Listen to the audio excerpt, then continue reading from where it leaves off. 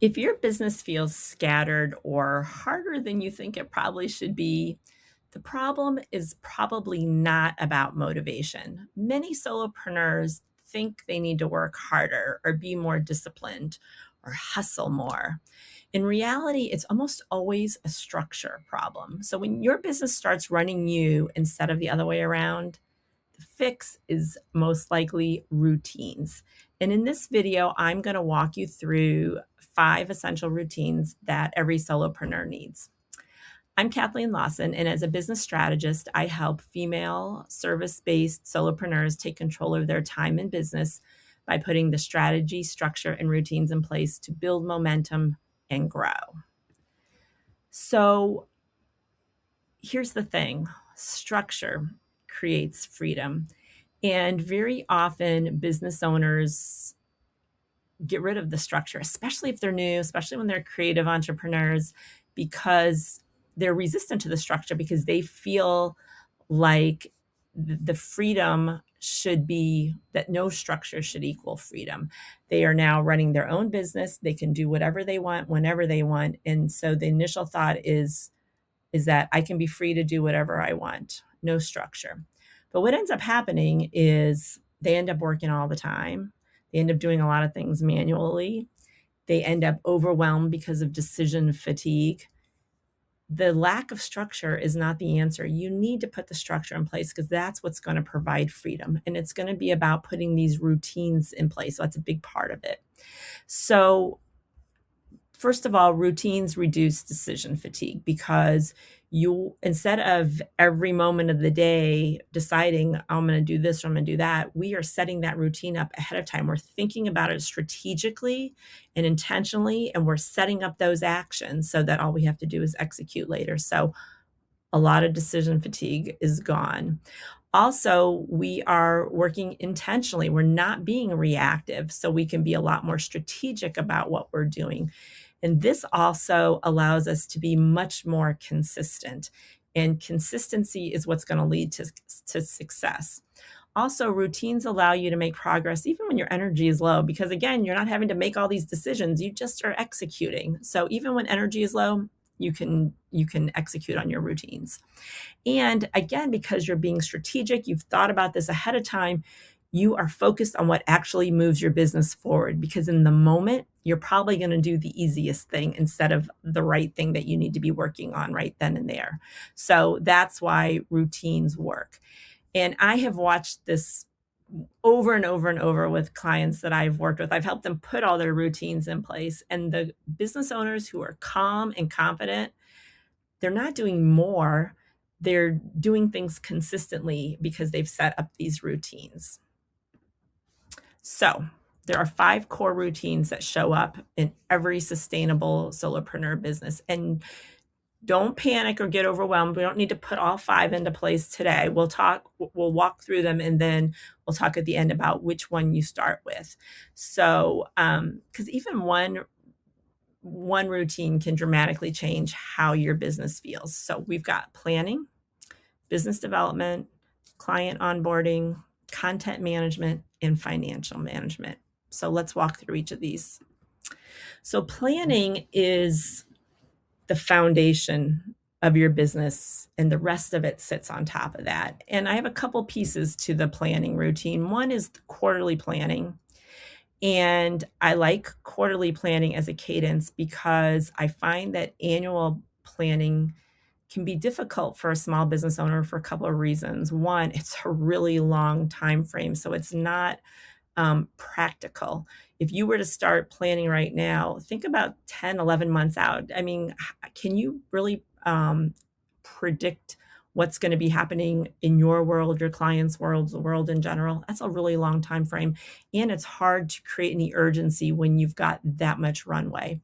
So a quarterly plan helps us get things done, but it gives us a nice manageable time frame. It creates some urgency, and it forces us to prioritize, because we're only talking about the next 90 days, the next 12 weeks. You can't do everything. So it forces us to prioritize, and working on a few focused things at once or at a time is going to help solopreneurs get more done than trying to do everything at once. So that quarterly plan um, sets us up, and then the weekly planning is really the foundation of it. This is where we get ourselves organized. It's where we really take control of our time. It's where we set up our game plan for the week. It's where we prioritize how we're going to spend literally our week, our days.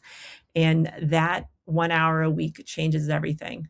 You also want to check in on that plan on a daily basis. Yep, these are my priorities for the day. Do I need to shift anything around? Nope, let's get to work. So planning is our first routine.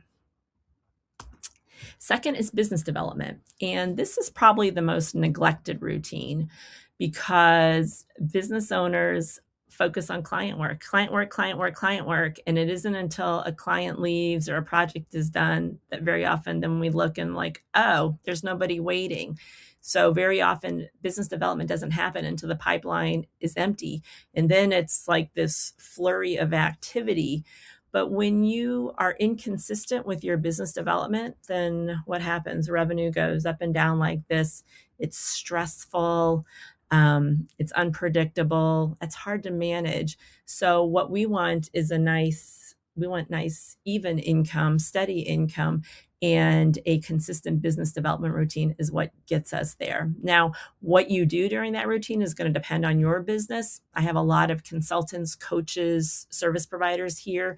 Outreach is probably the biggest component for a lot of those business owners. So it's setting up some targets around that, and the follow-up and some visibility, but determining, what is the business development routine for your business. So that's number 2, business development. Our third routine is client onboarding. And client onboarding does a lot of things for us and for our clients. It helps us really set the tone for that relationship with the client. It's going to set expectations. It's going to build trust. It's going to make them happy they're working with you, because you're creating this professional onboarding experience. They're going to feel really good about it. On your side, it's going to save you a lot of time and mental energy, because you're not reinventing the wheel every time a new client comes along. So you've got this nice professional, repeatable experience. And I guarantee you that when you know exactly what you're going to do when somebody says yes, you will show up differently in the sales process and in those sales conversations. So our third essential routine is client onboarding. Next up is content management. And this one can be very difficult for small business owners, and they get they kind of toss it out the window. They get very inconsistent around their content because it's just too hard. And one of the reasons why is because a lot of small business owners want to base their content on moments of inspiration.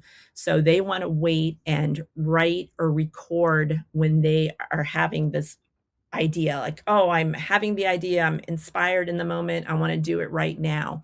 And that's awesome, and they produce great content, but you can't be consistent when that's your strategy.